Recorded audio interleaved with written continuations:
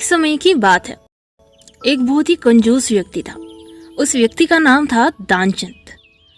उसके पास धन तो बहुत था, परंतु उसने कभी किसी को दान नहीं किया था। उसने प्रण ले रखा था कि जीवन में कभी किसी को कुछ भी दान में नहीं करना है। उसके घर से कुछ किलोमीटर दूर गंगा नदी बहती थी, परंतु वह कभी गंगा स्नान करने भी नहीं गया, क्योंकि गंगा स्नान करने के बाद पंडित पुजारियों को कुछ दान दक्षिणा देनी होती है। गंगा स्नान के बाद दान करना पड़ेगा, इसी डर से वह कभी गंगा स्नान करने गया ही नहीं। लेकिन वहीं दूसरी ओर उसकी पत्नी थी, जो कि उसे दान पुण्य करने के लिए कहती थी, परंतु वह कहता था कि इतनी बड़ी दुनिया में हमारा छोटा सा दान करने से क्या होगा। एक दिन उसकी पत्नी ने कहा, अब तो आपका बुढ़ापा आ गया है, आप दान पुण्य तो कुछ करते नहीं, कम से कम एक बार जाकर गंगा स्नान ही करो। पत्नी की बात मानकर उसने गंगा स्नान करने में हामी भर दी।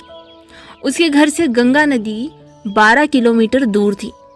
रास्ते में कहीं पैसा खर्च ना हो जाए, इसलिए वह 12 किलोमीटर तक पैदल चलकर गया। और जब दानचंद गंगा नदी के किनारे पहुंचा तो उसको लगा कि घाट पर जाएंगे तो पंडित दान दक्षिणा मांगेंगे, इसीलिए वह स्नान करने मुर्दा घाट चला गया। मुर्दा घाट बिल्कुल सुनसान था।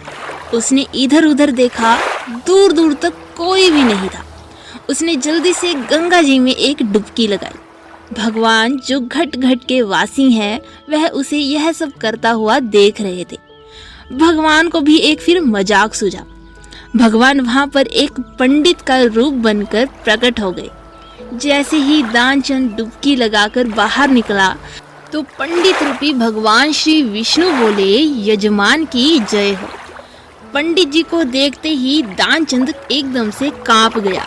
वह बोला, यह तो हद हो गई, यह पंडित तो मुर्दा घाट पर भी आ गया। पंडित ने बताया, मैं एक संतोषी ब्राह्मण हूँ और एकांत में यहाँ मुर्दा घाट पर ही पड़ा रहता हूँ। यहाँ पर कभी कभी आपके जैसा कोई यजमान आ जाता है और मेरा साल भर का इंतजाम इकट्ठे ही कर देता है। आज आप आए हैं तो आपको मेरा 1 वर्ष का इंतजाम करना है। तभी एकदम दानचंद बोला, नहीं नहीं, मैं इतना दान नहीं कर सकता। तभी पंडित बोले, दान तो अपनी श्रद्धा के ऊपर होता है, इसीलिए आप फिर 6 महीनों का इंतजाम कर दो। दानचंद बोला, मैं 6 महीनों का भी इंतजाम नहीं कर सकता। पंडित बोले, तो 3 महीने। दानचंद बोला, नहीं। पंडित बोले, 1 महीने का ही कर दो। दानचंद बोले, मैं 1 महीने तो क्या, 1 दिन का भी इंतजाम नहीं कर सकता। अब पंडित ने कहा, आपको कुछ ना कुछ तो दान करना ही पड़ेगा, नहीं तो हम आपको जल से निकलने ही नहीं देंगे। फिर थक हार कर दानचंद बोला, 1 आने का दान करूंगा, वह भी उधार। मेरे पास अभी तो कुछ नहीं है, इसलिए मेरे घर आकर 1 आना ले जाना। पंडित ने दानचंद को 1 आना दान करने का संकल्प दिलवा दिया। दानचंद ने सोचा, मेरा घर तो यहाँ से 12 किलोमीटर दूर है, यह पंडित 1 आने के लिए इतनी दूर थोड़ी आएगा, इसीलिए वह संकल्प लेकर अपने घर को चल दिया। तो घर पहुँचते पहुँचते शाम हो गई। वह इतनी दूर चलकर आया था, इसलिए थक गया। वह सोने ही जा रहा था कि तभी उसके दरवाजे पर उस पंडित ने दस्तक दे दी। पंडित बोले, यजमान की जय हो। दानचंद की पत्नी ने दरवाजा खोला। वह पंडित को देखकर लौटी और दानचंद से पूछा, क्या किसी पंडित को कुछ देने के लिए कहकर आए हो? तो दानचंद बोला, हाँ, मैंने एक पंडित को 1 आना देने का संकल्प किया है।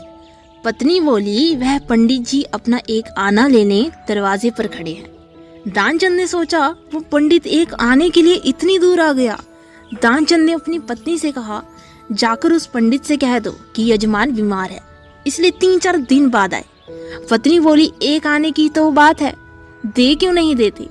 दानचंद बोला, मैं किसी को कुछ नहीं देने वाला, जाकर उससे कह दो कि यजमान बीमार है, इसलिए कुछ दिन बाद आए।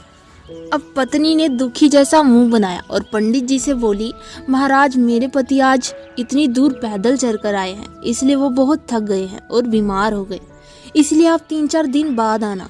पंडित बोला, धन मिले या ना मिले, लेकिन वे हमारे यजमान हैं। यजमान बीमार है और पंडित चला जाए, ऐसा तो हो ही नहीं सकता। जब तक वह स्वस्थ नहीं हो जाते तब तक हम भी यहीं रहेंगे।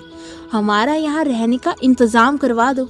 हम यहीं पर प्रसाद बनाएंगे और यहीं पर भजन करेंगे और यहीं पर प्रसाद भी ग्रहण करेंगे।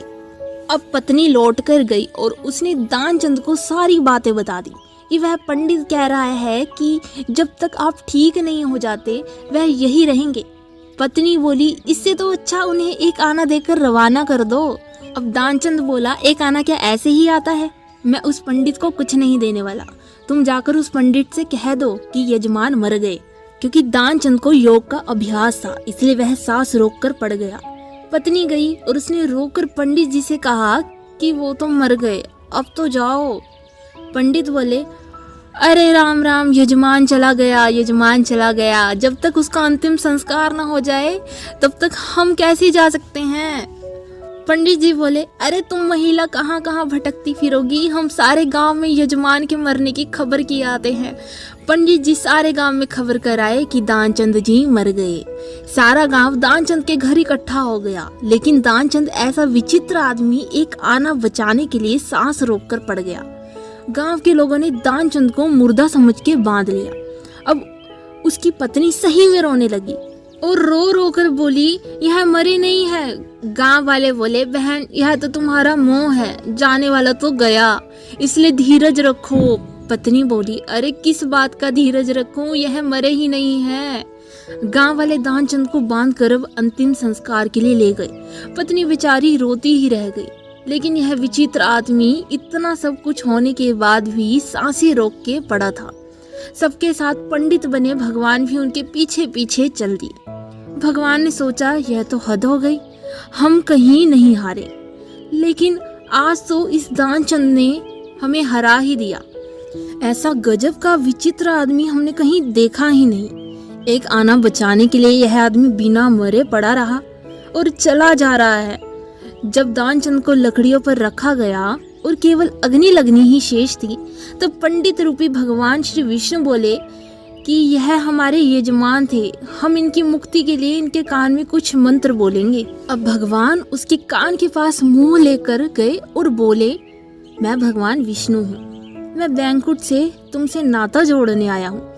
दानचंद ने जैसे ही सुना कि भगवान बोल रहे हैं तो उसने धीरे धीरे आंखें खोली, लेकिन जैसे ही उसने देखा कि है तो पंडित है, उसने फिर से आंखें बंद कर ली। भगवान बोले, हम हार गए, हम तुमसे कुछ नहीं लेंगे, अब तुम ही हमसे कुछ मांग लो। तो दानचंद धीरे से बोला, वह एक आना छोड़ दो बस, जिसका आपने संकल्प दिलवाया है। अब पंडित रूपी भगवान तथास्तु कहकर वहां से चले गए और दानचंद आंखें खोलकर उठकर बैठ गए। तो कहानी यही संपूर्ण होती है। इसी के साथ फिर मिलेंगे एक और नई कहानी के साथ। तब तक के लिए जय श्री जगन्नाथ।